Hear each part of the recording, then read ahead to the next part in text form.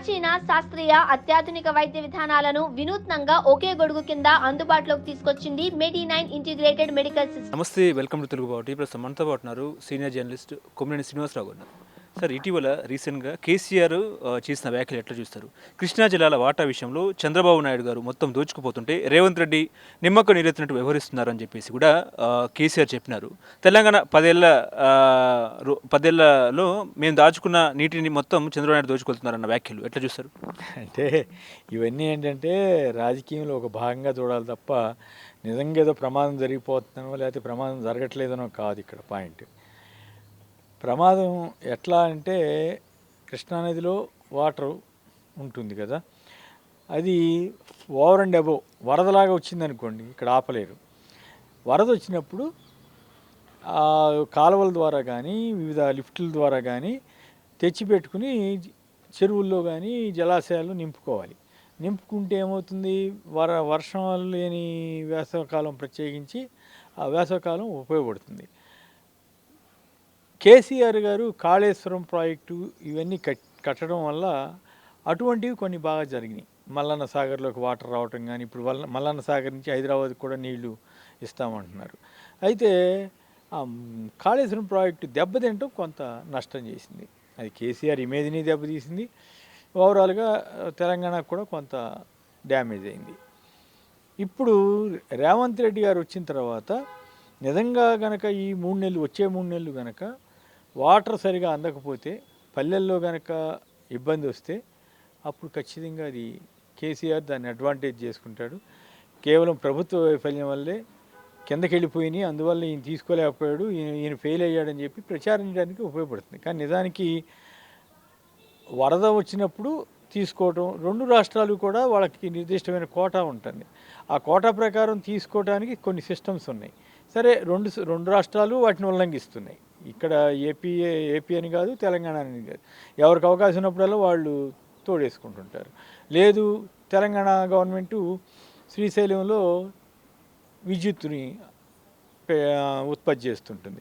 బాగా అక్కడ వాళ్ళు కంప్లైంట్ అది ఏది, ఇక్కడ బాగా లో లెవెల్కి వెళ్ళిపోయినా కూడా, నీటి మట్టం బాగా పడిపోయినా కూడా తెలంగాణ ప్రభుత్వం విద్యుత్ ఉత్పత్తి చేయడం వల్ల మాకు నష్టం జరుగుతుంది, వేస్ట్ అయిపోతుంది వాటర్ అంతా అనేది. అంటే ఏమవుతుంది, వాటిని సరిగా వాడుకోలేని పరిస్థితి ఉందనుకోండి, కాలువల ద్వారా వెళ్ళినా కూడా కొంతవరకే ఉపయోగపడుతుంది.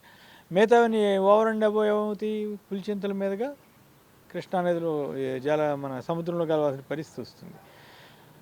అయితే ఇప్పుడు ఆ పరిస్థితి లేదు. ఎందుకని, శ్రీశైలంలో నీటి మట్టం తగ్గింది, ఉన్నప్పుడేమో ఇష్టం వచ్చినట్లు వాడుకున్నారు. వరద వచ్చినప్పుడు వీళ్ళు లిఫ్ట్కి వాడుకుంటున్నారు, వాళ్ళు లిఫ్ట్కి వాడుకుంటున్నారు, ఇదంతా జరుగుతూ ఉంటుంది.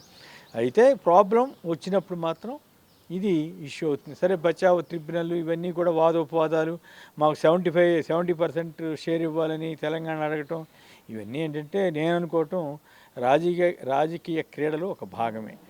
అయితే ఉన్న పరిస్థితుల్లో తెలంగాణలో ఎన్ని అవసరమైతే అన్ని ఇవ్వాలనేది నా అభిప్రాయం. ఖచ్చితంగా అన్ని ప్రాంతాల్లో అన్ని 2 రాష్ట్రాల్లో కూడా ఎంత మేరకు అవసరమైతే అంత మేరకు వరద వచ్చినప్పుడు జాగ్రత్తగా దాన్ని స్టోర్ చేసి వాడుకునే విధంగా ఉంటే ఇవన్నీ ఉండవు. కాకపోతే ఏంటంటే ఇప్పుడు బీఆర్ఎస్ వర్సెస్ కాంగ్రెస్ మధ్య నడుస్తున్న రాజకీయంలో ఇది ఒక భాగం. ఓకే, అంటే అటు జగన్మోహన్ రెడ్డి కేసీఆర్ హయాంలోనే నీటి పంపకాలు జరిగాయి అన్నట్టు కూడా ఉత్తమ్ కుమార్ రెడ్డి చెప్తున్నారు. ఏం చెప్తారు సార్?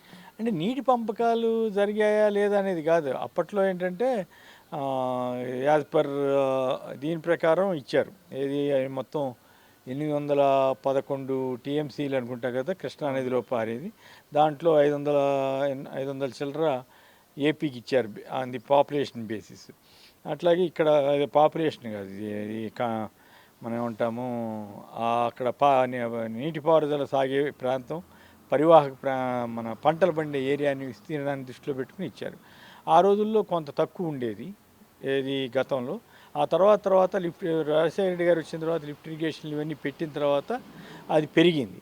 అయితే పెరిగిన దాని తాలూకు ఇప్పుడు ఉదాహరణకి కృష్ణానదిలో వరద వస్తుంటుంది, వెంటనే కల్వకుర్తి లిఫ్ట్ ఇరిగేషన్ ఆపరేట్ చేస్తున్నారు కదా, చేసి రిజర్వాయర్లు పంపుతున్నారు కదా. సో అట్లా జరుగుతూ ఉంటాయి. గోదావరి నది నుంచే ప్రాబ్లం వస్తూ ఉంది. అయితే గోదావరి నదికి వచ్చేసరికి తెలంగాణకు వచ్చిన ఇబ్బంది ఏమిటంటే, అది నీటి మట్టం బాగా లోతుగా ఉండటంతో లిఫ్ట్లు పెట్టి ఇవన్నీ చేయాల్సి వస్తుంది. దానికి కరెంటు అవి కూడా ఎక్కువ ఖర్చు అవుతాయి. కృష్ణాకు వచ్చేసరికి అంత సమస్య ఉండవు. కానీ కృష్ణాలో వాటర్ తక్కువ ఉంటుంది, గోదావరిలో ఎక్కువ ఉంటుంది. సో ఈ రెండింటిని బ్యాలెన్స్ చేసుకుని కేసీఆర్ గారు ఒక ప్లాన్ వేశారు, గోదావరి నుంచి కృష్ణకి నీరు తీసుకువెళ్ళాలని. సో అది ఒక ఆలోచన. అది తెలంగాణ ప్రభుత్వం ఎప్పటికైనా చేయగలుగుతుందా లేదా అనేది అప్పుడే చెప్పలేం. కానీ ఈలోగా సెంట్రల్ గవర్నమెంటు ఇచ్చంపల్లి నుంచో లేకపోతే గోదావరి నుంచి కావేరి వరకు నీళ్లు కలపాలనేది ఇంకో ఆలోచన ఉంది. సో ఇవన్నీ కూడా రకరకాల ప్లాన్స్ ఉన్నాయి.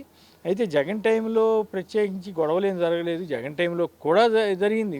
ఉదాహరణకి నాగార్జున సాగర్ గేట్ల దగ్గర రెండు వైపులా పోలీసులు మోహరించి ఉంది.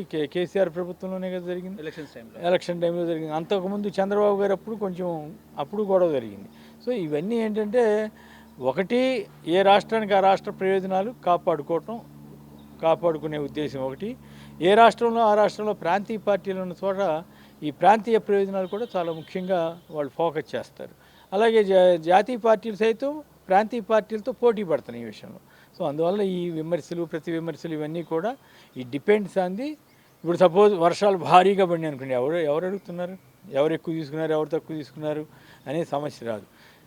వర్షాలు లేనప్పుడు, ఎండలు బాగా ఎక్కువగా ఉన్నప్పుడే, ఇట్లాంటి పంటలకి నీరు అవసరమైనప్పుడే, నీరు అందుబాటులో లేకపోతే ఈ సమస్య వస్తుంది. అది లేకుండా రెండు రాష్ట్రాలు ముందస్తుగానే జాగ్రత్త పడి అడ్జస్ట్ చేసుకుంటే ఈ ప్రాబ్లం రాకపోతుంది.